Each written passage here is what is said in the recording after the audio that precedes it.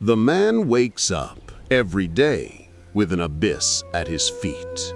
On one side is his dream, the version of himself he knows he is capable of being, the future he promises himself.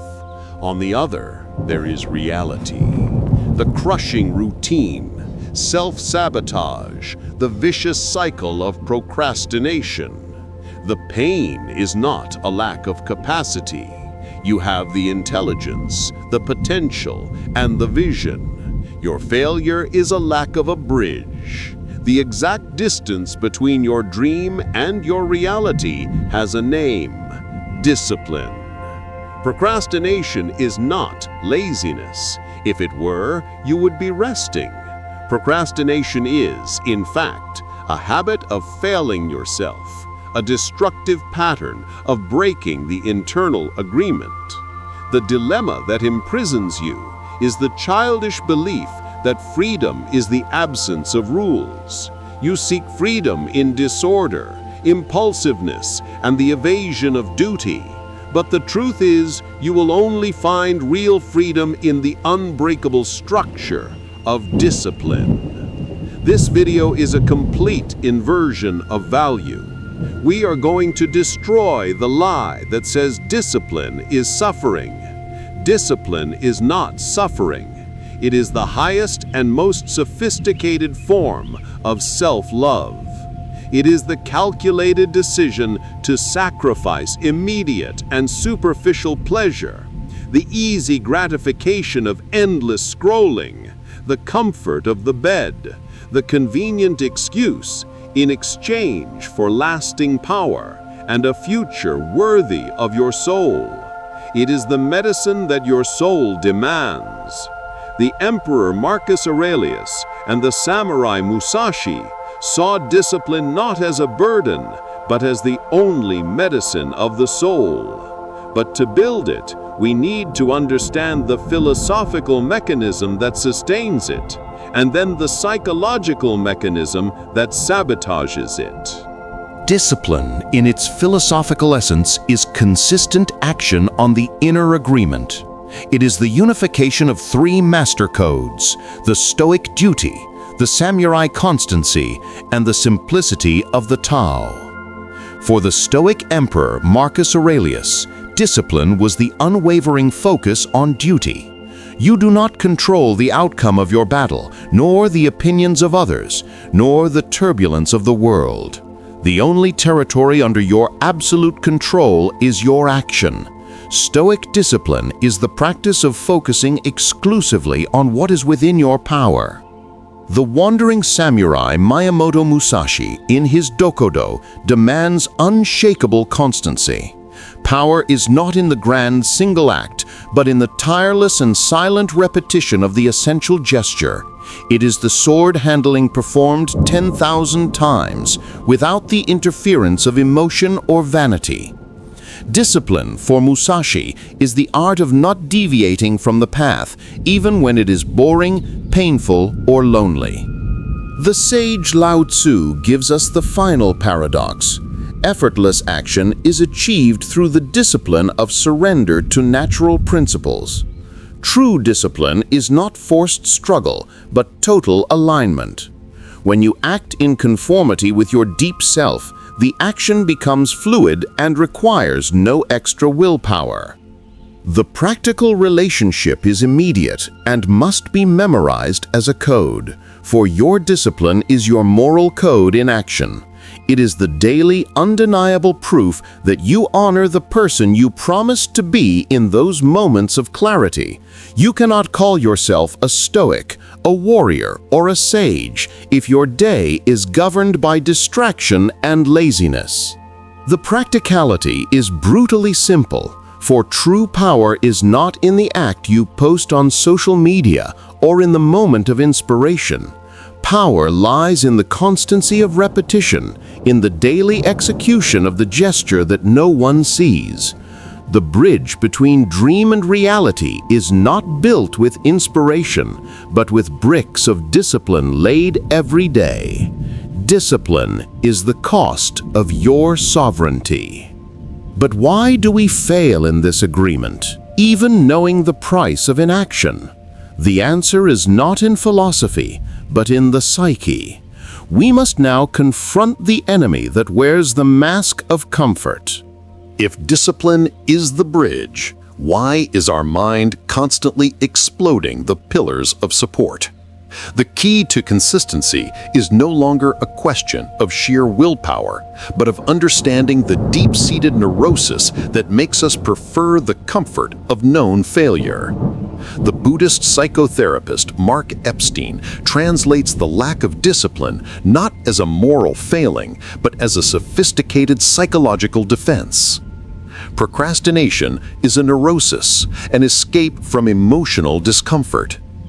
What is the real fear preventing you from acting? It is not the failure of execution, but the vulnerability exposed by a serious attempt.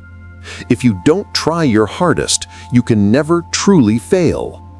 Discipline demands tolerance for frustration and the acceptance of the discomfort inherent in growth. The internal mechanism of lack of discipline is the fear of success. The inner enemy prefers the comfort and safety of known failure. Think about it. If you finally dedicate 100% to your project and it fails, the blame is yours, the pain is real, and you will have to confront your limitations. The mind prefers the easier escape route. Sabotage the project near completion so that the failure can be attributed to lack of time, lack of motivation, or any other excuse, thus preserving the illusion of untested, perfect potential. The ego says, "I failed, but I could have won if I had truly tried." The concrete example is the man who starts 10 projects and finishes none. The challenge is not a lack of ideas, it is the subconscious fear that if he finishes, he will have to deal with the real consequences of success, increased responsibility, the need to maintain the level, or the fact that success may not be as gratifying as the fantasy. Discipline requires you to look directly at frustration, boredom, and the pain of repetition. The reflective question is, what is the uncomfortable emotion, boredom, frustration, fear of being seen, fear of success that your indiscipline is helping you avoid? Liberation begins when you consciously choose the clean pain of disciplined effort over the corrosive pain of regret. If you are ready to name the inner enemy that steals your future and build your unbreakable freedom, subscribe to the channel now. It's time to use neuroscience to train your brain for mastery. If the lack of discipline is a mental habit, it can be reprogrammed. The neurotheologian Andrew Newberg, who studies how focused practices alter the brain, gives us the scientific key to engineering the will. Discipline is not a mystical trait. It is the physical exercise of your prefrontal cortex, the seat of the higher self, complex planning, and impulse control.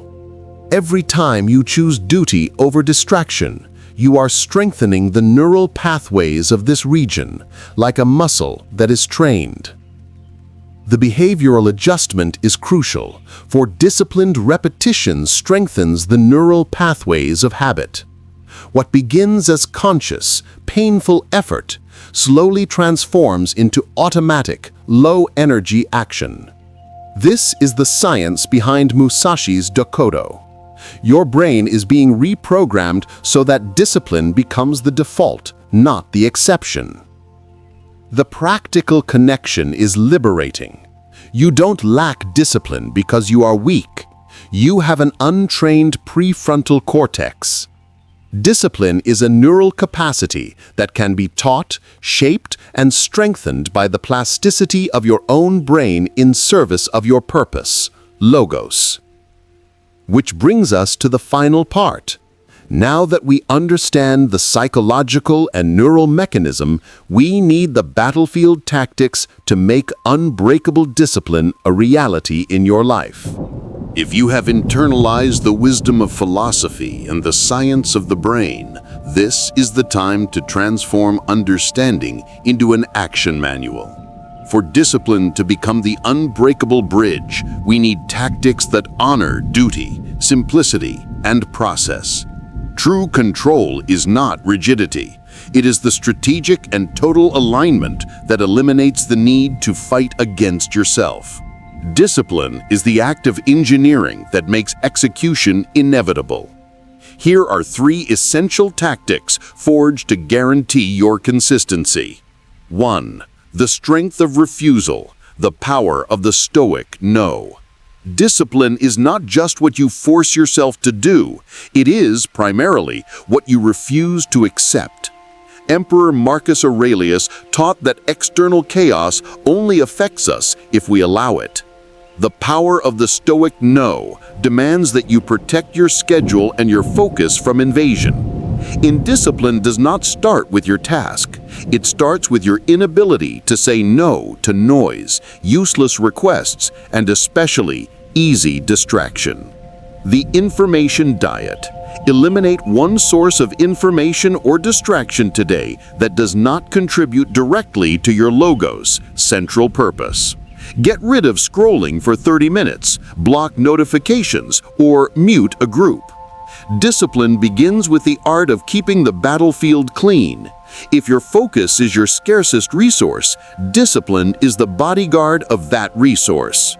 2. The minimum purpose, the 5-minute rule.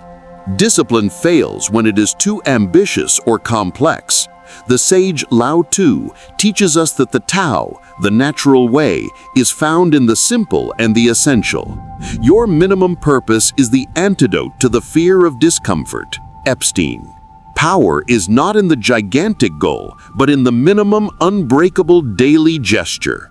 Your purpose does not need to be completed today. It needs to be done today. The 5-minute rule. If your mind or body begs for procrastination, do not fight them. Just commit to doing the task for only 5 minutes. This tricks your brain, reducing the initial friction to 0. The prefrontal cortex is activated by movement. Once you start, the inertia of motion will carry you forward. The discipline of the minimum is the key to flow. 3. Detachment from expectation, the honor of today's gesture. The samurai Musashi focused on the process of drawing the sword perfectly, not on the result of the cut. His discipline was the honor of the present moment. Success is not an arrival event. It is the uninterrupted consequence of your daily discipline. Discipline breaks when you are more focused on the fantasy of conquest than on the reality of the work. Replace the focus on the day of conquest, the distant abstract dream, with the focus on the gesture of today, the current, concrete reality. The future self is honored by the sacrifice of the present self. Discipline is the detachment from the result and the focus on the quality of the effort. The final and most profound result of this structure of discipline is not just productivity, it is the healing of the self. Mark Epstein reveals that discipline is the act of caring for the future self. It is the opposite of self-sabotage, which is the abandonment of the future self. With every disciplined action, you rebuild the trust and inner integrity that procrastination had destroyed.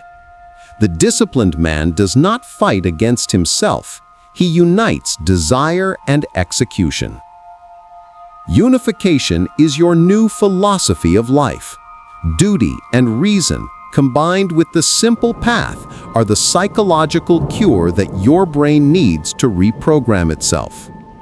Discipline is the raw material of your sovereignty. It is not a punishment, it is freedom earned. Starting today, your discipline is a neuro-spiritual practice. Make the gesture that honors your future self. If your life were your dream, what is the single disciplined action it would require of you now? To conclude this journey of transformation, remember the central truth. The dream is abstract. Reality is concrete. Discipline is the concrete that builds the bridge.